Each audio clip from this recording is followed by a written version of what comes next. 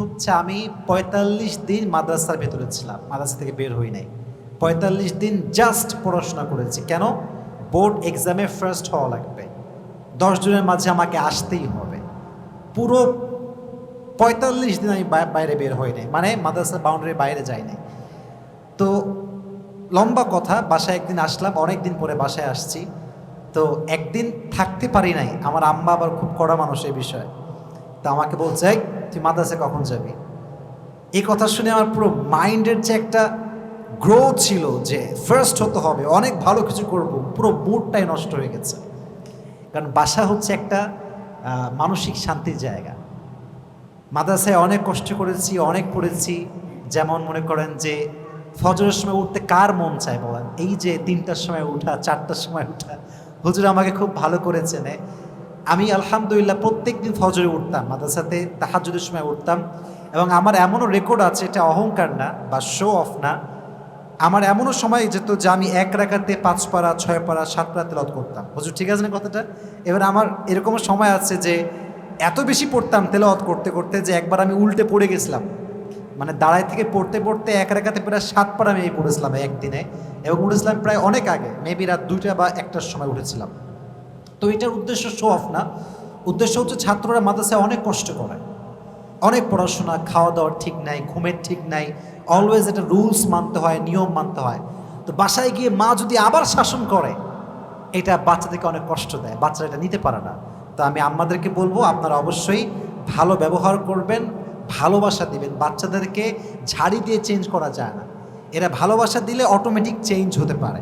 আল্লাহ আমার যা মা বোনেরা এসেছেন, আমার বাবারা যারা এসেছেন এখানে, সবাইকে আল্লাহ এটা বোঝার তৌফিক দান করুন, সকলেই পড়া আমিন। সর্বশেষ কথা, এবং এটা আমার শেষ কথা, এটা বলে আমরা দোয়া করবো, সবক দিব ইনশাআল্লাহ। সেটা হচ্ছে যে ভালো হাফেজ হওয়া এক জিনিস, এবং ওটাকে আজীবন ধরে রাখা, দ্যাটস এ ডিফারেন্ট ম্যাটার। এটা একটু ভিন্ন আছে। অনেক হাফেজ দেখবেন ছাত্র জীবনে অনেক ভালো হাফেজ ছিল, 10 বছর পরে গিয়ে এক পৃষ্ঠা করতে পারে না, তারাবি নামাজ পড়াতে পারে না, অনেক কষ্ট হয়ে যায়। এটা কিন্তু আমরা হতে চাই না। আমরা চাই, আচ্ছা আমার কথা কি বোঝা যায় বাবুর? আমার কথা কি বোঝা যায়? আমি সহজ করে বলছি, দেখো, তোমাদেরকে আজ যেমন পড়ানো হচ্ছে, আজ যেমন ইয়াদ, আগামী 10 বছর পরে ইয়াদ থাকবে, এটা তোমরা চাও কি চাও না? বলো ইনশাআল্লাহ। আমি আমার হুজুরদের থেকে শিখেছি এটা, অলওয়েজ তেলাওয়াত করা, অলওয়েজ তেলাওয়াত করা। Like when you are eating, when you are taking your breakfast, সকালে দুপুরে, দুপুরের খাবার যখন খাচ্ছ, মনে মনে পড়বা, মনে মনে পড়বা। এবং এটা অনেক বড় একটা অভ্যেস আর কি। আমার হুজুরের নাম হচ্ছে আব্দুল মান্নান হুজুর। মাঝে মাঝে বলতেন যে, বাবা আজকে আমার সফর ছিল চট্টগ্রামে, চট্টগ্রামে আসতে এবং যেতে গিয়ে আমি 1 খতম তেলাওয়াত করেছি মনে মনে। সুবহানাল্লাহ পড়ো। আমি ভাবতাম যে ইজ ইট রিয়েলি পসিবল যে মনে মনে 1 খতম পড়া? আর এই ইয়াদ কি আদৌ পসিবল? এত ইয়াদ! তখন তো আমার ইয়াদ ভালো ছিল না, 1 পারা পড়তে 10 বার কোরআন শরীফ খুলতে হতো যে কিরে কোথায় আটকায় গেলাম, কোথায় কি হবে।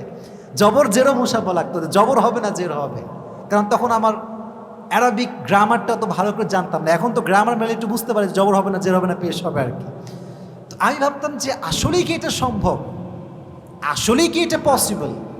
তা আমিও চেষ্টা করতাম যে রিক্সায় আছি, পড়তাম, ভাবতাম যে 1 পারা পড়বো, বাসায় যাইতে যাইতে 1 পারা পড়বো, পারতাম না, ব্রেইনটা চেঞ্জ হয়ে যেত। তা আমার মনে আছে প্রায় 7 বছর আমি ট্রাই করেছি। কয় বছর বলেন, কয় বছর? 7 বছর। To be honest with you, এবং আমি আল্লাহকে সাক্ষী রেখে বলছি এবং আল্লাহর কসম করে বলছি, ইটস নট অ্যারোগেন্ট যে আমি খুব অহংকার, আমার খুব ভালো ইয়াদ এবং আমি খুব ভালো হাফেজ না। আমি এত ভালো হাফেজ না। আমি যখন কাফিয়ার বছরে ছিলাম, কাফিয়া জামাত, এটা হচ্ছে আমাদের এই লাইনের একটা জামাতের নাম, 6ষ্ঠ শ্রেণী এইটা। এই প্রায় ওইদিকের 1 বছর আমি চেষ্টা করেছি হাফেজ হওয়ার পরে, এবং এদিকে 6 বছর চেষ্টা করতে করতে করতে করতে আমি এই লেভেলে এসেছিলাম যে পুরো 1 বছরে 1 রমাজান থেকে নিয়ে আর 1 রমাজান পর্যন্ত আমি প্রায় 93 খতম তেলাওয়াত করেছিলাম আলহামদুলিল্লাহ। কেন? ওই যে হুজুরের থেকে শিক্ষা যে মনে মনে পড়তে হবে। আমার মনে আছে এখনো, আমি কাফিয়া তাকরা করাতাম, কিতাব তাকরা করাতাম। আমার এমনও দিন গিয়েছে যে মনে মনে পড়তে পড়তে এত অভ্যেস ছিল আমার, এটা কোনো শো অফ করছে না, তোমাদেরকে বোঝাতে চাচ্ছি যে practice, perfect practice makes a man perfect. তুমি ট্রাই করো, আল্লাহ তোমাকে দিবে। হাদিস ওইরকম, মান জাদ্দা ওয়াজাদা ওয়া আল্লাইসা লিল ইনসানি ইল্লা মা সা, যে যেমনটা চেষ্টা করে তাকে তেমনটা দেয়।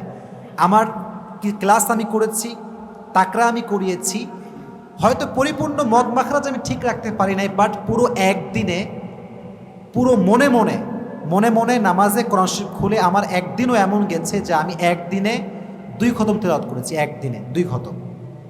মদ মাখরাজ একটু কমতে ছিল, এটা সত্য কথা, বাট 2 খতম তেলাওয়াত করেছি। তো তোমাদেরকে বলার উদ্দেশ্য যে আমি অনেক বড় হাফেজ না ভাই, এত ভালো হাফেজ আমি না, আমার অত তেলাওয়াত ভালো না।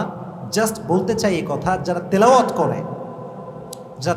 করে এরা আজীবন তারাবির নামাজ পড়াতে পারে। বুঝলো কথা ঠিক আছে না? যারা তেলাওয়াত করে এদের তারাবিতে কখনো কোনো সমস্যা হয় না। আমি তোমাদেরকে আমারটা বলছি জাস্ট বোঝাবার স্বার্থে। আমার তারাবি এমনও গেছে যে মাঝে মাঝে আমি ভুলে যেতাম যে আজকে কোন পারা আসলে পড়াতে হবে। আমি জাস্ট যেতাম, আমাকে মাঝে মাঝে বলা হতো যে ভাই আজকে আপনার শুরুতে আপনার শেষে, এরকম হতো। কিন্তু আমার এতটা ইয়াদ ছিল, যেখান থেকে বলতো আমার কোনো সমস্যা হতো না এবং আমি বাদতাম না, আলহামদুলিল্লাহ। তাহলে বোঝা গেল এটা ভাই, এটা আমি অহংকার করছি না, নিজেকে বড় প্রমাণ করছি না। উদ্দেশ্য হচ্ছে মনে মনে তেলাওয়াত করবা, বাসা যখন যাচ্ছ মনে মনে তেলাওয়াত করবা, ঠিক আছে ইনশাআল্লাহ? বলো, জোরে বলো ইনশাআল্লাহ। আল্লাহ প্রত্যেকটা শিশুকে, প্রত্যেকটা হাফেজকে মনে মনে তেলাওয়াত করার তৌফিক দান করুন, সকলেই পড়া আমিন। আর যখন সবক পড়বা অবশ্যই নাজরানা আগে পড়বা, হুজুর এখানে আছে। আমি এতটুকুই বলতে চাই যে মাদ্রাসাকে আমি চিনি, আমার হুজুরকে আমি ব্যক্তিগতভাবে চিনি, যে উনি অনেক ভালো হাফেজ এবং সবচেয়ে প্লাস পয়েন্ট হচ্ছে এইটা যে ওনার তেলাওয়াত হচ্ছে অ্যামেজিং, এক্সেলেন্ট, মাশাআল্লাহ, অনেক সুন্দর তেলাওয়াত। এবং আমি ওনার তেলাওয়াত অনেক শুনি, প্র্যাকটিস করেছি আমরা এক সময়, অনেক মস্ত করেছি একসঙ্গে, হুজুর আমাকে অনেক সময় মস্ত করিয়েছে আগে। তো হুজুর একজন ট্রেনিং প্রাপ্ত হাফেজ। আমার এটা অনলাইনে ভিডিও যাবে, অনেক আব্বা আম্মা আমাকে দেখেন, আমাকে অনুসরণ করেন হয়তো বা। সবাইকে বলবো যে রাজশাহীতে আছেন স্পেসিফিক্যালি, আপনারা এই মাদ্রাসা যেটা চারকুটাতে অবস্থিত, এটাতে আমার তো আর কোনো নাম নাই তাই না হুজুর? চারকুটা তাই না? ফজলুল কোরআন মাদ্রাসা যেটা চারকুটা আমরা অবস্থিত, আপনারা চাইলে নির্দ্বিধায় এখানে ভর্তি করতে পারেন। আপনার সন্তানকে আল্লাহ তাআলা মানুষের মতো মানুষ করবে ইনশাআল্লাহ। আমি এই বলে আজকের কথা শেষ করছি। আমি যা বললাম আল্লাহ আমাদের সবাইকে এই অনুযায়ী আমল করার তৌফিক দান করুন, সকলেই পড়া আমিন। আমার এখানে হুজুর আছেন, হুজুরের মাদ্রাসায় আমি প্রোগ্রাম করেছি, ওনার মাদ্রাসা, ওনার হুজুর আপনার এলাকার নামটা কি? হ্যাঁ, কাকনহাটে আমরা মাহফিল করেছিলাম, অনেক বড় একটা মাহফিল আমাদের হয়েছিল মেবি 2 বছর আগে। তো হুজুরও অনেক ভালোবাসা মানুষ আমাদের এখানে। আমির ভাই আপনি এদিকে আসেন, আপনি ওখানে কেন, এদিকে আসেন, আমাদের বড় ভাই এদিকে আসেন, আপনি এদিকে আসেন, ছেলেকে নিয়ে আসেন, সমস্যা কি? আমাদের আমির ভাই, মুন্না ভাই কোথায়? মুন্না ভাই আপনি এই পাশে বসেন, আমি তো আপনার দেখতেই পাচ্ছেন, এদিকে চলে আসেন না বাচ্চাদেরকে নিয়ে।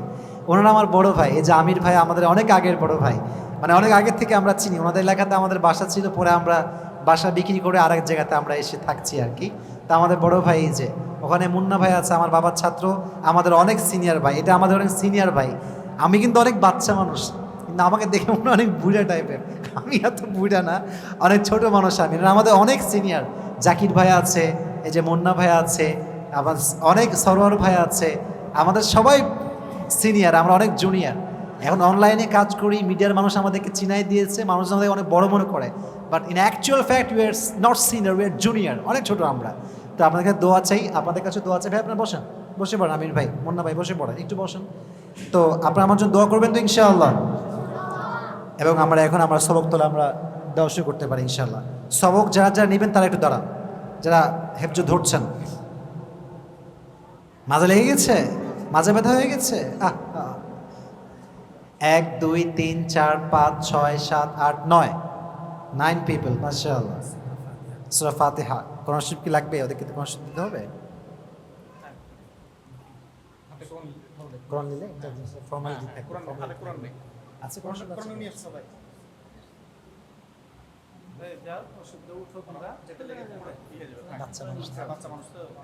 তোমরা থাকো, একজনকে দিতে বললে হবে।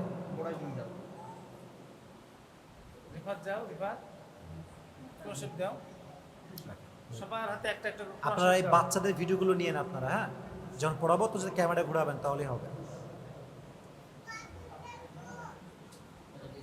আস্তে আস্তে যাও, কোনো সমস্যা নাই। এখানে দেখা হলে আচ্ছা, ক্যামেরাম্যান ভাইরা ওনারা কি এখানে থাকলে ভালো হবে না এখানে দিলে ভালো হবে? এখানে তোমরা এখানে চলে আসো বাবুরা আমার। এই যে আলিম, ঠিক আছে না? এখানে এখানে কাম হিয়ার, এই যে এখানে এখানে আমির ভাইয়ের যে এটা আপনার ছিল না, কার ছিল এটা?